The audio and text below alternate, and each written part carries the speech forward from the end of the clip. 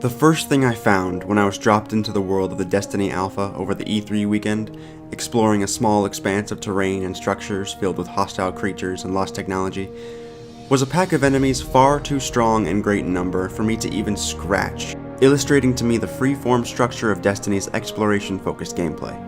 Even later, once I had reached the Alpha's lowered level cap, and with a friend joining me, we still had no chance. Over the few short days I was able to play, I walked around the single large open area accessible, encountering enemies and side missions, and sometimes finding rewards and items. Yeah, I was given an objective, but Destiny didn't hound me to go to it, only showing quest markers when I asked for them. All I really wanted to do was walk around, exploring like I haven't done in a video game in a long time. What Destiny essentially is an open-world first-person shooter free of the strict questing structure of similar games like Borderlands, with more of a focus on exploration and dynamic events. Yes, you can accept kill blank number of enemies quests, yes, there are some arbitrary objectives, but at the same time, you can be walking through a dried riverbed only to have an escape pod randomly crash down behind you with an elite enemy inside that can't be taken down alone, so everyone in the area rushes together to fight this imposing foe totally dynamically, bringing players together for larger objectives. You can be exploring an open field or plunging dark tunnel depths, and sometimes you'll just run into people. It isn't forced, you don't have to interact with them, but if a firefight breaks out, it's funny how quickly you just naturally start to work together, a product no doubt of the arena-like, combat-focused design of the areas. Perhaps most importantly, the gunplay feels like Halo, the spin speed, the way your gun reacts to being fired. It feels slightly different, but it doesn't fall into the category of the more passive MMO combat you may have encountered before. From their own ship, players can beam down to different locations on a planet's surface and take part in story quests, repeatable side missions, dungeons, or merely explore at their own pace. Story missions and dungeons focus on pitting players against large-scale encounters at locations around the map, while the side missions merely dot the map as smaller objectives, usually consisting of the standard MMO variety of quests. Kill a bunch of creepies over here, scan some stuff over there, that'll help players earn money and familiarize themselves with the world. Exploring just on its own, though, is what I found to be the most interesting. The world automatically refills itself with enemies, as huge, imposing dropships come down and unleash a squad of fighters down upon the landscape, keeping you on your toes even as you survey. It was unclear whether or not you'll have to return to your ship before selecting a new area to explore, or if they connect at the dead ends, but nevertheless, walking or using your summonable hoverbike to get from one end to the other can be filled with excitement and discovery if you take your time and check all the nooks and crannies of an area. On top of the story and quest-based structure, there's also what looks to be a complete multiplayer suite with a number of different modes. It's not just tacked on though, you play as the character you've created, utilizing their class skills, and you use the weapons and gear you found along the way as well. You can even switch weapons and weapon modifications mid-match as long as what you're switching to is in your inventory. And guess what? It feels like Halo.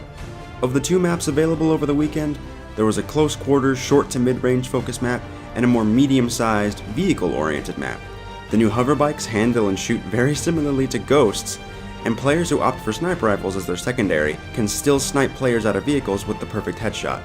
If all you want out of Bungie is more multiplayer, Destiny serves it up completely independently of everything else. During the alpha, many of the functions of the tower, where players go to outfit themselves and manage quests, were limited. Many merchants and kiosks served no purpose, and I received items that did me no good with the townspeople as of yet. There's a lot to Destiny that the alpha lets stay up in the air in terms of the systems behind the scenes, as well as the length and variety of the content, leaving me unsure of just how much there will actually be to do in the full release. However, I think it's pretty clear that the alpha was only a first taste, a demonstration, and I get the sense Destiny still has much more to reveal to us. Much of it we'll have to explore ourselves once Destiny releases. Simply being dropped into a large expanse of land and walking from one end to the other, discovering alcoves and treasure and danger along the way, is what got me excited for the overall experience of Destiny. The environment looked straight out of a matte painting, with natural browns and greens covering the ground while flecks of snow fell from the sky and covered the rocks, reminding me very much of the art direction seen in Halo Reach. And as I've mentioned, each area seems to have been designed to promote interaction and combat with other players, regardless of whether or not you're in the same party. The areas funnel you into larger, more arena-like setups, letting players on different ends of the location see the majority of the battlefield and take part in the firefights between enemies and strangers. It's a brilliant yet subtle way to influence interaction between players who would otherwise remain solo. Destiny is shaping up to be very promising. The focus on exploration gets me excited to run around, the intriguing systems behind the scenes project depth and addictive quest chasing, and having a traditional FPS multiplayer suite built in makes me think Destiny could be my one-stop game for a night of varying entertainment. I'm wary of how repetitive the side missions got after a while, but I can't say if that's a fault of the alpha specifically or the game itself. Until we find out though, I'm very excited to get my hands on the full game come this September.